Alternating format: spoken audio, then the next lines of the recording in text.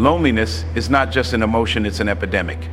A silent struggle that millions face every single day, regardless of age, background, or circumstances. Studies show that 1 in 3 adults feel lonely, and among them, Generation Z is the most affected. But why?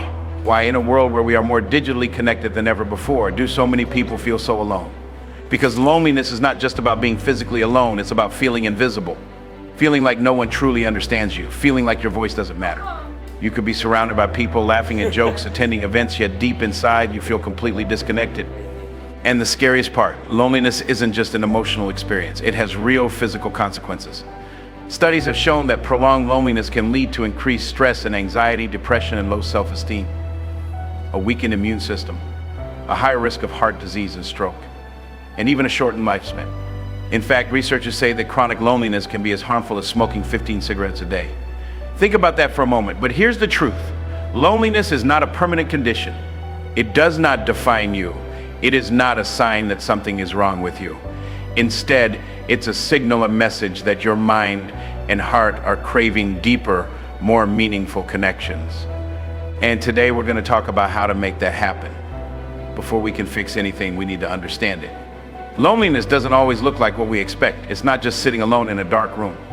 It can be disguised in everyday life, constantly distracting yourself with social media, TV, or work, feeling exhausted by social interactions, but still craving connection, struggling to express thoughts because no one seems to understand, feeling like friendships are surface level or unfulfilling, doubting your worth, or feeling like no one would notice if you disappeared. Does any of this sound familiar? If so, know this: you're not alone. Many people feel this way, even the ones who seem like they have it all together. Loneliness isn't just about being alone. It's about lacking quality connections. In today's fast-paced world, we're constantly plugged in. But being online doesn't mean we're truly connecting. We scroll through highlight reels of people's lives, comparing ourselves to edited versions of reality. We send texts instead of making real conversations. We settle for likes and comments instead of real, meaningful interactions. But here's something to think about. When was the last time you had a deep heart-to-heart conversation? When was the last time you felt truly understood? When was the last time someone asked how you were doing and really meant it? If it's been a while, it's time to make a change. The cure to loneliness isn't more social media, more followers, or even more people in your life. It's deeper, authentic connections. It's about having people in your life who see you, hear you, and value you for who you truly are. And guess what? You can start building those connections today. Reach out to someone. Maybe it's an old friend, a family member, a coworker, someone who used to be close to you. Just send a message: hey, I was thinking about you. How have you been? Put yourself in new environments. Join a community, attend a class, start a new hobby where you can meet like-minded people. Be the person who listens. Many people are struggling silently.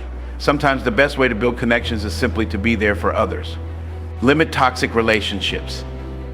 If someone constantly makes you feel drained, unseen, or unappreciated, it might be time to step back and invest in relationships that uplift you. Here's something we don't talk about enough. Sometimes the loneliness we feel isn't just about missing others, it's about being disconnected from ourselves. Do you enjoy your own company? Do you take time to understand your own thoughts and feelings? Do you practice self-care mentally and emotionally?